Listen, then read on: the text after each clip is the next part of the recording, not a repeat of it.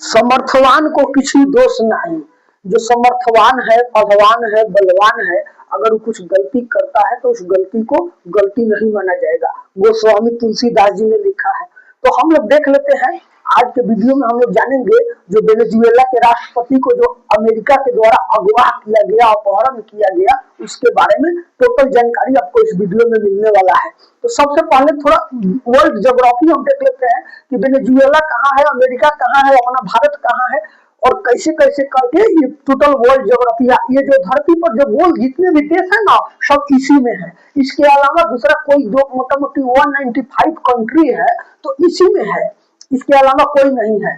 जैसे कि सब महाद्वीप में बहुत सा कंट्रियां, जैसे हम लोग एशिया महाद्वीप में यहाँ पर अपना भारत है, देख लीजिए ये अफ्रीका महाद्वीप है, ये दक्षिण अफ्रीका है, अमेरिका का हो गया, इधर ऑस्ट्रेलिया का हो गया, एशिया का हो गया, जहाँ रसिया, यूरोप हो गया, जहाँ पर ये सारा जो देश है उसके बारे में हमने मोटा मोटी आपको जानकारी के लिए ऐसे बताया है कि जिसे बताने के बाद आपको दिमाग में सेट कर जाएगा।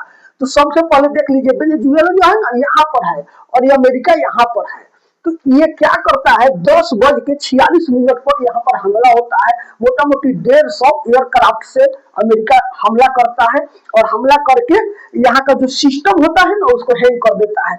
जो आप देखते हैं गूगल से, आप गूगल पे चलाते हैं, जो गूगल मैप देखते हैं, तो गूगल कंपनी कहाँ है, अमेरिका में है, और अमेरिका जो चाहेगा वही गूगल कम करेगा। तो गूगल से उसका जो सैटेलाइट सिस्टम है ना उसको हैंग कर देता है, जिससे उसको पता नहीं चलता है कि कहाँ से बमबारी हो रहा है और क्या हो रहा है। और उसका आकाश जो होता है ना उसको अंधा कर देता है, जिससे आकाश में किधर से कौन सा विमान जाता है उसको पता नहीं चलता है। ये यहाँ पर भी अब इसका सैटेलाइट सिस्टम है, लेकिन सैटेलाइट सिस्टम को ही पहले खत्म कर दिया जाता है। मोटा मोटी 150 एयरक्राफ्ट जाकर के यहाँ पर हमला करते हैं। हमला होता है 10:46 पर, और 2:01 पर वहां के जो राष्ट्रपति है उनको क्या किया जाता है, उनको अरेस्ट कर लिया जाता है, उनके पत्नी के साथ निकोलस मदुरो को, और उनको ले जाकर के यहाँ पर एक पनिया जहाज था बड़ा सा, इसमें शिफ्ट कर दिया जाता है और यहाँ से यहाँ ले जाकर के न्यूयॉर्क के जेल में इनको डाल दिया जाता है। बाद में हल्ला होता है, अमेरिका के द्वारा सूचना दिया जाता है कि हमने ऐसे किया, क्यों किया भाई। तो उनका जो नेटवर्क था अमेरिका में, जो ड्रग्स का सप्लाई होता था, वो ड्रग्स का सप्लाई करा रहे थे, और अमेरिका की जो विधि व्यवस्था है उसमें वो गड़बड़ी कर रहे थे, इसीलिए हमको ये कदम उठाना पड़ा। लेकिन ये हकीकत नहीं है।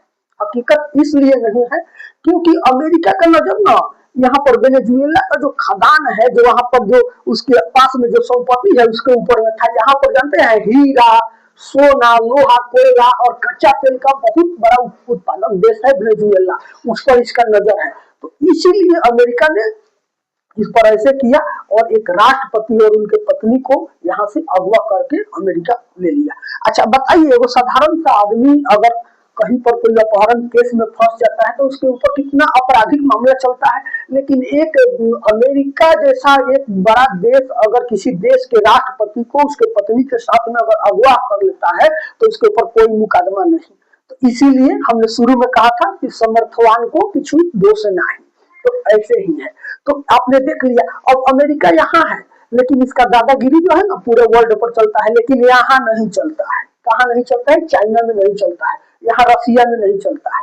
इसलिए नहीं चलता है कि ये लोग इससे कमजोर नहीं है। लेकिन ये सब बाकी के जितने भी छोटे मोटे देश है ना, इन सभी जगह यहाँ पर भी बहुत सा देश है, यूरोप वगैरह, इधर अरब के खाड़ी हो गया, ये हिंद महासागर हो गया, या अपना हिंदुस्तान हो गया, ऑस्ट्रेलिया हो गया, इन सब जगह पर इसका दादागिरी चलता है। क्यों चलता है, क्योंकि यहाँ पर आप देख रहे होंगे ये जापान है। जापान एक समय में ना बहुत ही बलवान था, और बलवान होने के बावजूद जब जापान जो द्वितीय विश्व युद्ध में ना अमेरिका द्वारा इस पर जब परमाणु बम गिराया गया, जिससे इधर का जो देश है ना ये सब सहम गए, डर गए, और ये सब आगे नहीं बढ़ते हैं। एक समय था जब ये ब्रिटेन, आप देख रहे हैं ना, इस ब्रिटेन भारत भी गुलाम था अंग्रेजों का, तो ये ब्रिटेन अमेरिका को भी गुलाम बनाया हुआ था। इसके बारे में हम अगला वीडियो में बात करेंगे। आज थोड़ा इसके बारे में देख लेते हैं।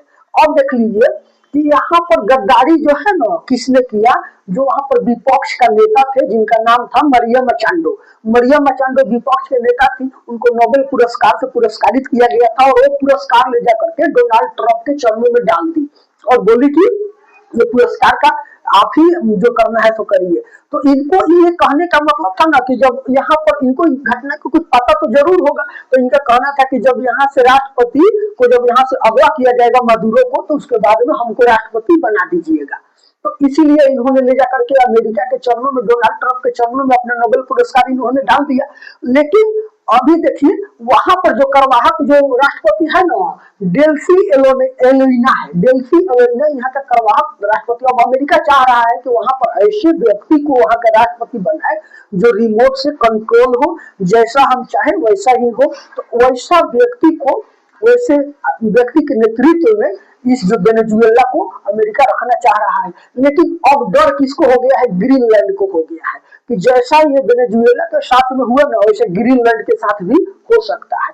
यहाँ का भी जो खदान है उस पर भी अमेरिका का नजर है। अमेरिका दुनिया का जितना भी देश है ना, सभी देश का जितना भी सोना है वहां से मोटा मोटी 50% से ज्यादा सोना सभी देश से लेकर के अमेरिका वर्ल्ड में अपना सिक्का चलवाता है। जो आप सुनते होंगे डॉलर, तो डॉलर जो अमेरिका का है ना, तो वो सब सोना के बदला में सबको एक दस्तावेज के रूप में, कागज के रूप में दिया हुआ है, जो चल रहा है, जो बोलता है कि डॉलर में ही बिजनेस होना चाहिए।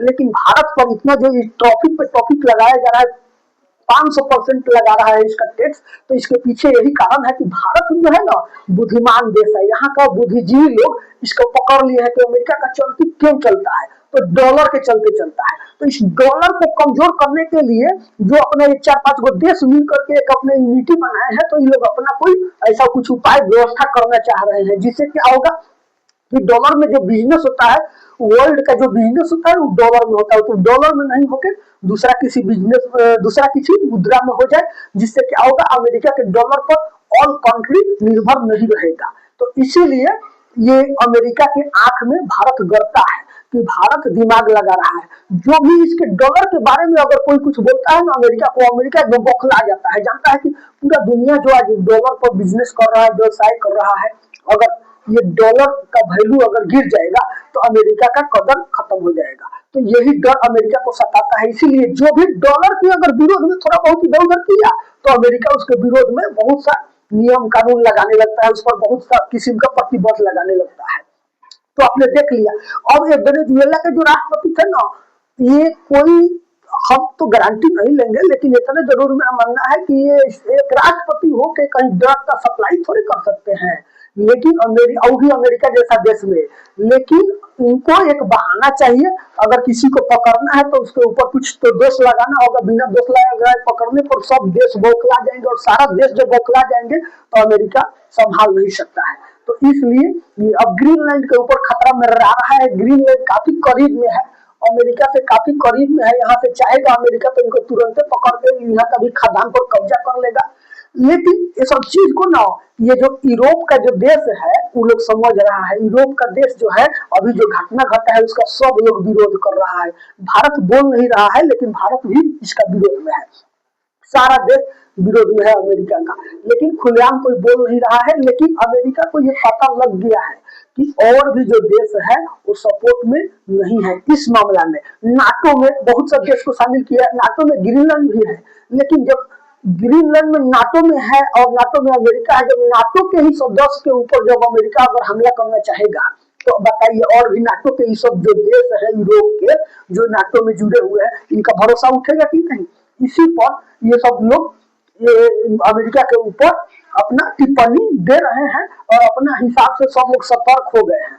तो अगर वीडियो आपको अच्छा लगा होगा तो लाइक कर दीजिएगा। ऐसा ही वीडियो देखने के लिए हमारे चैनल से जुड़े रहिए। मिलते हैं अगला वीडियो में, तब तक के लिए नमस्कार।